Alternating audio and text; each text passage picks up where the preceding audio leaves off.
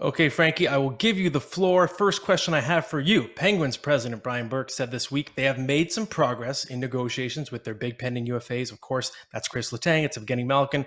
But I want to ask you specifically about Letang. What are you hearing on him right now? Well, I'm hearing that the Pittsburgh Penguins and Kris Letang are not close on an extension. And the reason for that is that the Letang camp is pretty set on getting term. I'm told that the initial ask from Kris Letang's camp to the Penguins was on a 5-year deal with a number that starts with a 7, which he's already making 7.25. And you look at his production, this is just since 2019-20, and you see all these guys that have been right near the very top of the league in terms of production, Cale Makar and Victor Hedman. Kris Letang fits squarely in that group, just a bit north of Adam Fox in terms of points per game. Kris Letang having another elite season on the back end. But the big question for the Pittsburgh Penguins is Kris Letang is 35. That deal would take him to the age of 40, would be the last year of his contract on a 5-year extension. With a team that is sort of at a crossroads, you look at their deadline plans, and this certainly won't affect their deadline plans because I think everyone is comfortable moving forward with this situation.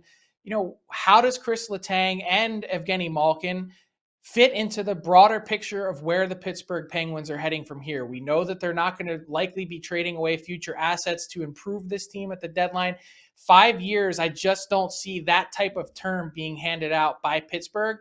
I think they're willing, my guess is probably to come up a bit in AAV in order to try and appease Letang. There's been lots of respect. The dialogue is ongoing, so it certainly hasn't reached a point where there's any friction or anything like that. But Letang, with his production, they feel like he's someone that can play for a long time and continue to be productive in this league. I just don't see that type of term happening. And I think when you just take a broader look at the big picture, Matt, of the Pittsburgh Penguins, it sort of feels like there's this Michael Jordan-esque last dance. You hear Letang, Malkin, Crosby, the only trio in the NHL that have been together for 16 consecutive seasons. The only time that's happened in league history. It just feels like when you do the math, you take a big picture, 30,000 foot view of the Pittsburgh Penguins salary cap, that out of Rust, Malkin, Letang, you're probably only going to be able to afford to re-sign 2 of those players. Question is which 2, and in some cases, maybe in the case of the ask from the player, it might just make the Penguins' decision easy for them, that they may not have a choice but to move in another direction. Interesting to see how that's all going to unfold. But like I said, no impact to the Penguins and their deadline plans. They're perfectly comfortable rolling through this season trying to chase another Stanley Cup. Right. And what's fascinating with Letang, thinking about him wanting that much term, he's carried the injury prone label throughout his career, but it's kind of going away. The last 3 seasons, 93% of games, Pittsburgh games, Letang has played. He's only missed 13 games in the past 3 seasons. So if you're projecting him long term, the injury factor maybe not exactly as scary as it was before. Okay, next one for you. Teams have a unique tool available to them at the trade deadline that they've never had before. And how is it impacting evaluation right now?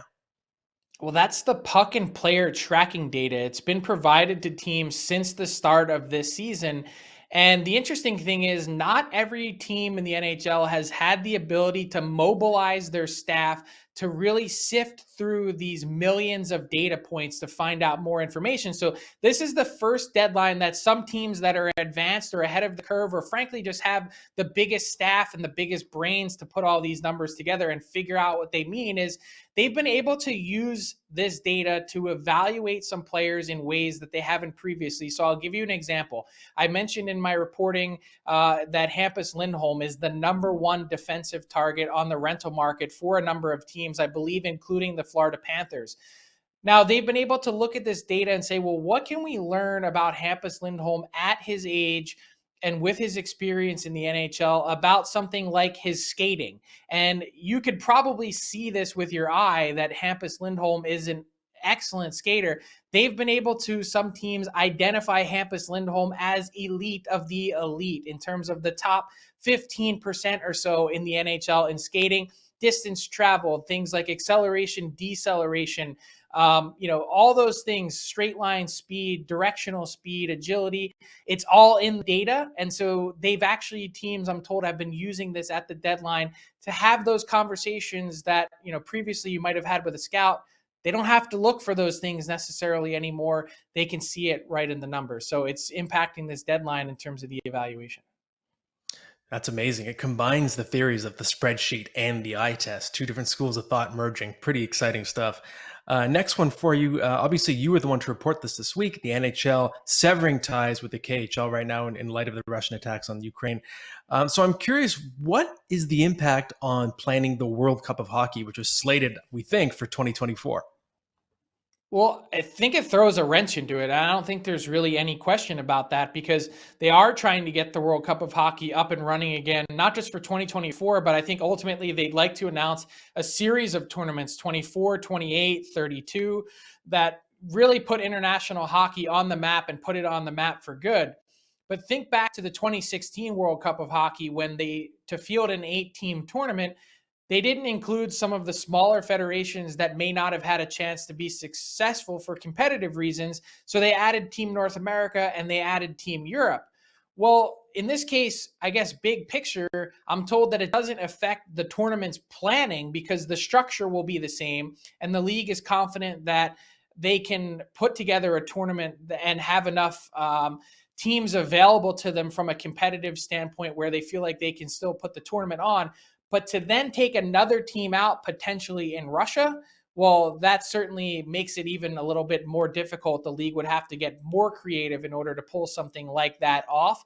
So certainly something to keep an eye on, because look, 2024, it is a long ways away. We have no idea what the world's going to look like at this point. But the fact that the NHL has severed ties and communication with the KHL, they've stopped all business with Russian parties in terms of sponsorships and things like that.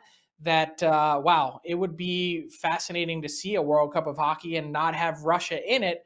How would that look like from a competitive standpoint? Do you need to rejig things, make it, I don't know, 4 nations, 5? Who knows what you do on that front? But the NHL certainly has their work cut out for them. That'll do it for this edition of Icebreakers, delivered by DoorDash. You see the promo codes there at the bottom of your screen. DFODD in Canada, DFODD US if you're in the United States. That gets you 25% off and free delivery on your first order. If you're like me, you don't want to cook, all your favorites and more delivered right to your door by DoorDash.